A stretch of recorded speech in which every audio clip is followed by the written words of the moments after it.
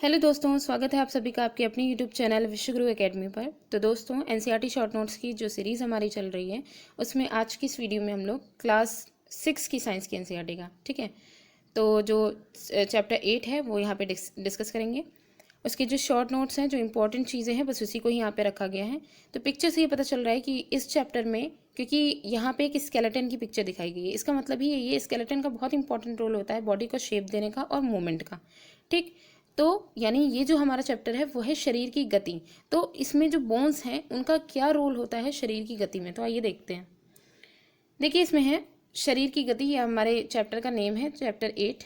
तो इसमें जो ज़रूरी चीज़ें हैं उन्हीं को ही देखते हैं। सबसे पहले मानव शरीर एवं उसकी गतियाँ। तो मूवमेंट को पढ़ने के लिए हमें जॉइंट को पढ़ना ज़रूरी है, क्योंकि जॉइंट ही जो है संबंधित होता है मूवमेंट से। तो सबसे पहले स्टार्टिंग करेंगे जॉइंट से। संधि क्या होती है? वह स्थान जहाँ शरीर के दो हिस्से एक दूसरे से जुड़ते हैं तथा उनकी गति संभव हो जाती है, जुड़ने के बाद वो मूव करने लग जाए, तो वही क्या कहलाता है? संधि कहलाता है।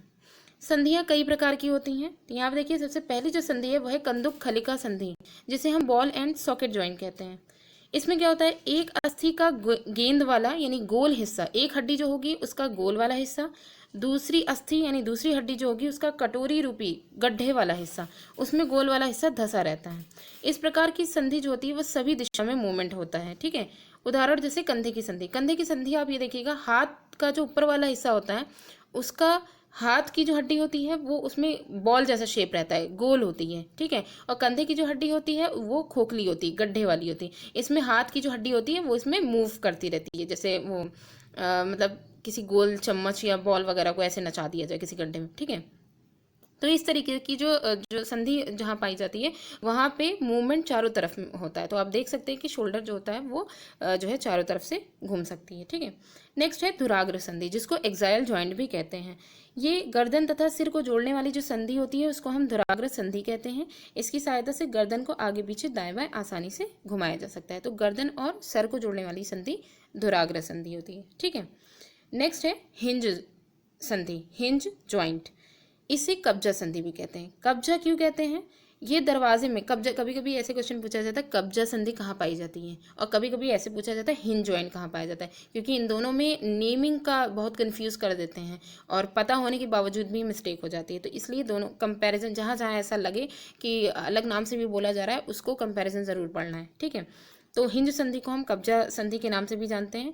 ये दरवाजे में लगे जो कब्जे लगे रहते हैं कि एक ही तरफ दरवाज़ा ओपन होगा तो उसकी तरह ये कार्य करती है, और आगे पीछे एक ही दिशा में गति होती है, ठीक है। या तो आगे होगी या फिर पीछे होगी, एक ही दिशा में मूवमेंट होगा।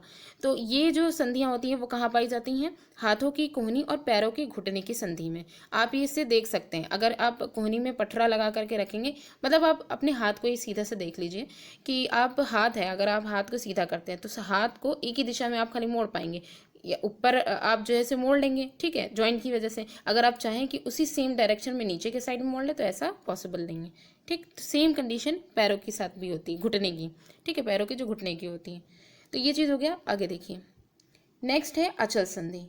तो कुछ ही यहाँ पे संधि दी गई है लेकिन बहुत ही इंपॉर्टेंट है। अचल संधि क्या होती है? अचल संधियाँ मस्तिष्क की जोड़ों के बीच में पाई जाती है। मस्तिष्क में जो जॉइंट होते हैं उनके बीच में जो संधि पाई जाती है वो अचल संधि होती है। इनमें गति नहीं होती है, ठीक है। अचल से पता ही चल रहा है कि इसमें कोई मूवमेंट नहीं होगा। तो ये कहाँ कहाँ होंगी? ऊपरी, यहाँ पे एक चीज़ देखिएगा, एक मिस्टेक है। ऊपरी तो ठीक है, ये यहाँ पे हो जाएगा जबड़ा। हमारा जो अपर जॉ होता है, ठीक है, ये है जबड़ा, ठीक। तो जो अपर जॉ होता है, ऊपरी जबड़ा जो होता है वो कहाँ मूव करता है? वो खोपड़ी से जुड़ा रहता है, ठीक है। तो वो और कपाल के मध्य अचल संधियाँ पाई जाती हैं, ठीक है। तो ऊपरी जबड़े और कपाल के मध्य जो खोपड़ी होती है उसके बीचों बीच में बीच वाला हिस्सा जो होता है वहाँ पे अचल संधि पाई जाती है। तो ये हो गई संधियाँ। नेक्स्ट है अब कंकाल। कंकाल क्या होता है? स्केलेटन जो होता है वो हमारे शरीर की सभी अस्थियां शरीर की एक सुंदर आकृति प्रदान करती हैं, ठीक है। जितनी भी अस्थियों का पूरा एक अरेंजमेंट है वो शरीर को एक सुंदर आकृति प्रदान करता है। नहीं तो अगर वो ना हो तो शरीर भाई मांस का एक लोथड़ा जैसे ऐसे ही हो जाएगा, ठीक है। एक ढांचे का निर्माण करती है, एक स्ट्रक्चर बनाने का काम करती हैं, और इस ढांचे को ही हम क्या कहते हैं? कंकाल या स्केलेटन कहते हैं, ठीक है। फिर यहाँ पे देखिए एक्सरे। एक्सरे क्या होता है? एक्सरे चित्र से हमें शरीर की सभी कठोर अस्थियों की आकृति का पता चलता है। अक्सर करके आपने देखा होगा जो जो मतलब हड्डी के जो डॉक्टर होते हैं, ठीक है, तो वो क्या करते हैं, किसी भी तरीके का कोई फ्रैक्चर हुआ हो या कोई भी फ्रैक्चर के अलावा भी किसी भी तरीके की कोई दिक्कत अगर हड्डियों में हो रही है, हड्डियाँ पतली हो रही हैं या कुछ भी हो रहा है, सीधा सबसे पहला प्रेफरेंस देते हैं कि एक्सरे कराइए।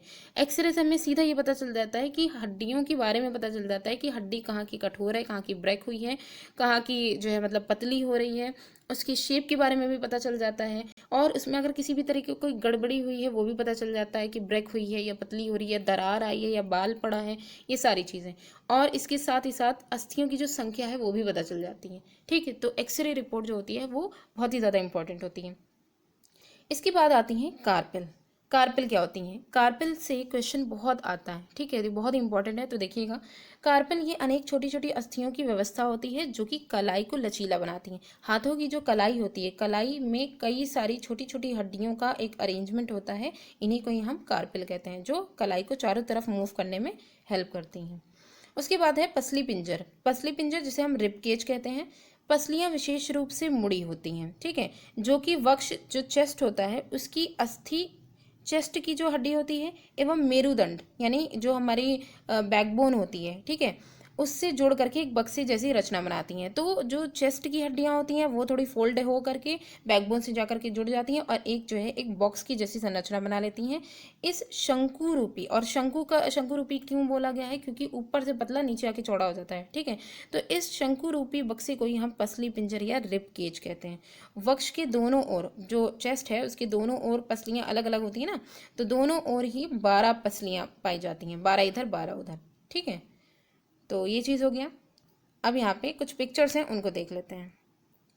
तो देखिए यहाँ पे सबसे पहली हम लोग ने पढ़ी थी कंदुक खलिका संधि। ये है कंदुक खलिका संधि, ठीक है। तो कंदुक खलिका संधि आप देख रहे होंगे, ये हैंड है और ये ऊपर यहाँ पे ये वाला हिस्सा जो गोल गोल होता है और ये गड्ढे वाला होता है, इसी में ये पूरी नाचा करती है, ठीक है। अच्छा हाँ, कंदुक खलिका संधि के बारे में हम लोग ने कहाँ पढ़ा था? शोल्डर में पढ़ा था। शोल्डर के अलावा जांग की जो अस्थि होती है वो भी हिप की जो अस्थि होती है उससे कंदुक खलिका संधि के द्वारा ही जुड़ी रहती है, ठीक है। इसके बाद आती है धुराग्र संधि। धुराग्र संधि हम लोग ने पढ़ी थी, ये जो मतलब कि नेक और खोपड़ी को जोड़ने का काम करती है, ठीक है। उसके बाद है घुटने की हिंज संधि, जो इस तरीके से इसका मूवमेंट होता है। हिंज संधि क्या करती है? एक ही दिशा में उसका जो है वही कब्जा संधि जिसे कहते हैं। इसके बाद क्या हम लोग ने देखा था? अचल संधि। अचल संधि मेनली वही खोपड़ी में पाई जाती है, ठीक है, अपर जॉ में होती है। फिर है कंकाल। कंकाल का स्ट्रक्चर आप देख सकते हैं, ये हमारी बॉडी को शेप देने का काम करता है और मूवमेंट तो होएगा ही साथ ही। ये है पसली पिंजर, ठीक है। यहाँ पे देखिएगा ये शंकु रूपी क्यों, ऊपर पतला नीचे आकर के चौड़ा हो गया है, ठीक है। और ये चेस्ट से लेकर के रिबकेज से सॉरी बैकबोन है उससे आकर के जुड़ करके ये पूरा रिबकेज बना लेता है। यहाँ पे दिखाया गया एक्सरे। ये जो पिक्चर है वो एक्सरे की है, ये वाली। इससे पता चल रहा है, देखिए हड्डियों की संरचना भी पूरी पता चल रही है और आप यहाँ पे काउंट भी कर सकते हैं कि जो है ऊपर वाले हिस्से में कितनी हड्डियाँ, नीचे वाले में कितनी हड्डियाँ, ये सारी चीज़ें, ठीक है। नेक्स्ट देखिए, अब हम लोग यहाँ पे देखेंगे मेरुदंड, जिसे हम लोग क्या कहते हैं? बैकबोन, ठीक है। तो मेरुदंड क्या होती है? यह अनेक छोटी छोटी अस्थियों से बनी कशेरुका है जो गर्दन से लेकर के नीचे पीठ तक जाती है। मेरुदंड जो होती है वो 33 कशेरुकाओं का बना होता है। कशेरुका छोटी छोटी बोन्स होती हैं, ठीक है, जो मिल करके 33 जो है कशेरुकाएं जो हैं वो मिल करके क्या बनाती हैं? मेरुदंड की जो बैकबोन होती है उसकी संरचना बनाती हैं, ठीक है। तो ये चीज़ हो गई मेरुदंड के बारे में। उसके बाद आती है कंधे की अस्थियाँ। अच्छा, यहाँ पे दो एक बोन्स दी गई हैं, वो बहुत ही ज़्यादा इंपॉर्टेंट है, कंधे की और श्रोणि अस्थियाँ, ठीक है। तो देखिएगा, कंधे की अस्थियाँ जो होती हैं इनको इंग्लिश में पेक्टोरल गर्डल बोलते हैं। क्या कहते हैं? Pectoral girdle. कंधे की अस्थियों को पेक्टोरल गर्डल कहते हैं। कंधे के समीप दो उभरी हुई अस्थियाँ होती हैं जिनमें आपका जो है सॉकेट भी, वही बॉल एंड सॉकेट का सॉकेट भी पाया जाता है, ठीक है। फिर आती हैं श्रोणि अस्थियाँ। श्रोणि अस्थियाँ जिनको हम पेल्विक गर्डल बोलते हैं, इंग्लिश में यही कन्फ्यूजन होती है। कंधे की अस्थियों को पेक्टोरल गर्डल बोलते हैं और श्रोणि अस्थियाँ जो होती हैं उनको पेल्विक गर्डल बोलते हैं। अच्छा, ये जो पेल्विक गर्डल होती है इसे कूल्हे की हड्डी भी कहते हैं, ठीक है। यह बॉक्स के समान होती हैं जो आमाशय के नीचे वाला जो लोअर एब्डोमेन वाला जो हिस्सा होता है वहाँ वाले जो अंग होते हैं उनकी रक्षा करने का काम करती हैं। कौन सी? श्रोणि अस्थियाँ, पेल्विक गर्डल, ठीक है। फिर आती है खोपड़ी। खोपड़ी क्या होती है? यह अनेक अस्थियों के जुड़ने से बनती है और यह हमारे शरीर के सबसे महत्वपूर्ण अंग जिसे हम मस्तिष्क कहते हैं को सुरक्षित रखती हैं, ठीक है, खोपड़ी का जो हिस्सा होता है।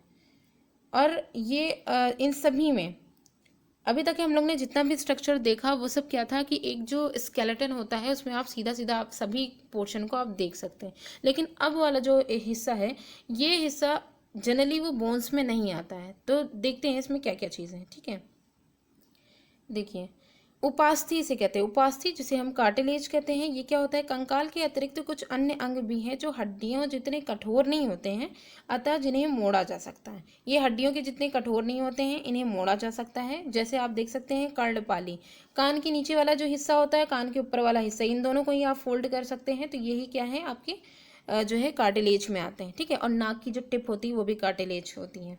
इसके अलावा शरीर की संधियों में उपास्थियां पाई जाती हैं। शरीर में कई जगह जो जॉइंट्स होते हैं उनमें भी उपास्थियां होती हैं, कार्टिलेज होती हैं।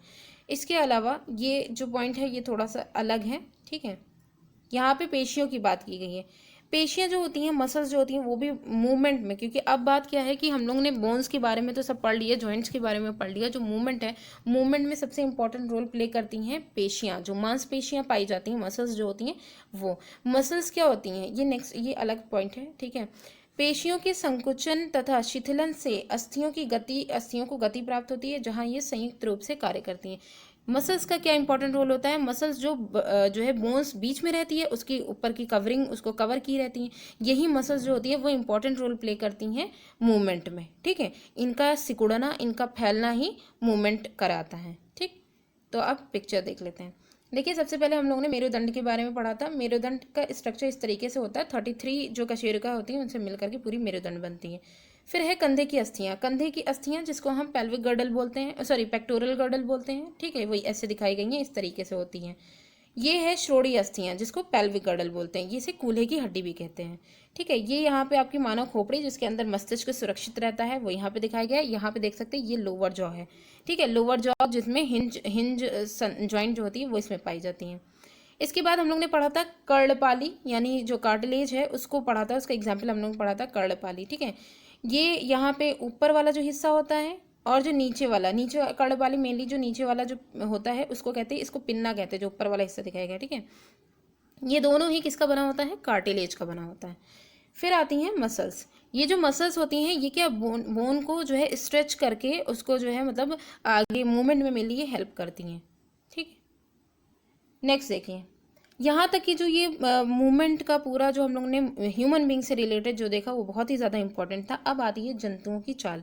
कुछ ऐसे एनिमल हैं जिनमें भी जिनका मूवमेंट के बारे में, क्योंकि हम लोग ने यहाँ पे शरीर में गति चैप्टर का नेम पढ़ा था, तो यहाँ पे स्पेशली ये तो नहीं दिया गया था कि मनुष्य में गति के बारे में हमको पढ़ना है। जंतुओं की चाल में देखिए, सबसे इंपॉर्टेंट यहाँ पे दिया गया है केचुआ। केचुए का देखिए, केचुए का शरीर छल्लों से बना प्रतीत होता है, इसमें रिंग्स बने हुए लगते हैं मतलब। ठीक है, इनमें अस्थियां नहीं होती हैं परंतु पेशियां होती हैं जो इसे घटने बढ़ने में सहायता करती हैं। यानी हम ये कह सकते हैं कि जो केचुए होते हैं उनमें बोन्स नहीं होती हैं, इनकी जो स्किन होती है, उनका जो बॉडी होता है जो कि रिंग शेप में होता है, वही उनको मूव कराता है। फिर आता है घोंघा। ठीक है, स्नेल। घोंघे की पीठ पर बनी गोल संरचना घोंघे का कवच या बाह्य कंकाल कहलाती है। यह ना तो अस्थियों का बना होता है और ना ही ये चलने में सहायता करता है। ठीक है, ये बस उनको सेव करने का काम करता है। तिलचट्टा कॉकरोच। तिलचट्टे के 3 जोड़ी पैर होते हैं, यह वायु में उड़ता है, इसका शरीर कठोर बाह्य कंकाल द्वारा ढका रहता है। इसके जो है मतलब बाहरी जो बाह्य कंकाल होता है उससे इसका जो है शरीर ढका रहता है, जो परस्पर संधियों द्वारा जुड़ा रहता है। सब जॉइंट्स बहुत सारे इसमें पाए जाते हैं जिसके कारण ही गति संभव होती है। ठीक है, नेक्स्ट देखिए, यहाँ पे आती हैं पक्षी।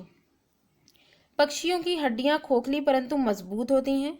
इनके जो पश्चपाद होते हैं, पैरों की हड्डियों को पश्चपाद कहा जाता है, वो चलने तथा बैठने के लिए अनुकूलित होती हैं, मदद करती हैं।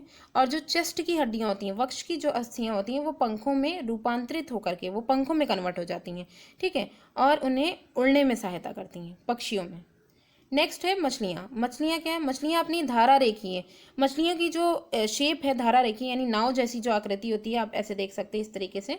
ठीक है, तो नाव जैसी जो आकृति होती है उसके कारण ये जल में आसानी से तैरती हैं। ठीक है, इस तरीके से जल में ये आसानी से तैरती हैं। मछली का जो कंकाल होता है वो दृढ़ पेशियों से ढका रहता है। ये था मछलियों के बारे में। नेक्स्ट है और लास्ट है सर्प। सर्प का मेरुदंड जो होता है वो लंबा होता है। सर्प जो होता है, सांप जो होता है, इसकी जो बैकबोन होती है काफ़ी लंबी होती है। शरीर की पेशियां क्षीण एवं असंख्य और परस्पर जुड़ी होती हैं। शरीर की जो पेशियां होती हैं वो बहुत ही छोटी छोटी छीड़ होती हैं एकदम, ठीक है, और असंख्य होती हैं, कई जो है इसमें पार्ट में होती हैं और आपस में जुड़ी रहती हैं। सर्प का शरीर अनेक रिंग में जुड़ा होता है, रिंग्स इसमें जो है बने रहते हैं, जो आगे की ओर ढकेलता है। जैसे जैसे स्नेक चलता है वो रिंग्स आगे की ओर बढ़ते जाते हैं, जिसके कारण सर्प तेज गति से चलता है। ठीक है, तो ये था कुछ एनिमल्स के बारे में, उनकी मूवमेंट के बारे में यहाँ पे बताया गया था। और एक इम्पॉर्टेंट, बहुत इंपॉर्टेंट पॉइंट है यहाँ पे, जो कि जनरली ये क्वेश्चन आता है, अंतर्राष्ट्रीय योग दिवस कब मनाया जाता है? 21 जून को। ये इसलिए बताया गया है क्योंकि एनसीईआरटी में ये दिया गया था, इसलिए इसको भी यहाँ पे रखा है। ठीक है, अब कुछ पिक्चर्स देख लेते हैं। देखिए यहाँ पे मूवमेंट दिया गया है कीचुए की गति के बारे में, घोंघा किस तरीके से, ये इसका जो है बाह्य कंकाल कवच दिखाया गया है। तिलचट्टा, इसके सारे, इसका बाह्य कंकाल जो बाहर की कवरिंग होती है वो बहुत सारे जॉइंट से बनी होती है। पक्षी का कंकाल पूरा बताया गया है, पीछे के जो पाद होते हैं वो पैर बन जाते हैं और चेस्ट के जो होते हैं वो हड्डियां जो होती हैं, हाथ कह सकते हैं हाथ, ठीक है, वो पंख का रूप ले लेते हैं। मछलियों की गति धारा रेखीय शेप है, तो उसकी जो मूवमेंट यहाँ पे दिखाया गया है। और ये स्नेक का मूवमेंट है, जो इनके रिंग जो होते हैं वो आगे की तरफ धक्का देते हैं तो ये तेजी से जो है मूव करते हैं। तो ये चैप्टर जो था वो यहाँ पे हमारा कंप्लीट हो जाता है। ठीक है, नेक्स्ट वीडियो में हम लोग नेक्स्ट चैप्टर डिस्कस करेंगे। Thanks for watching.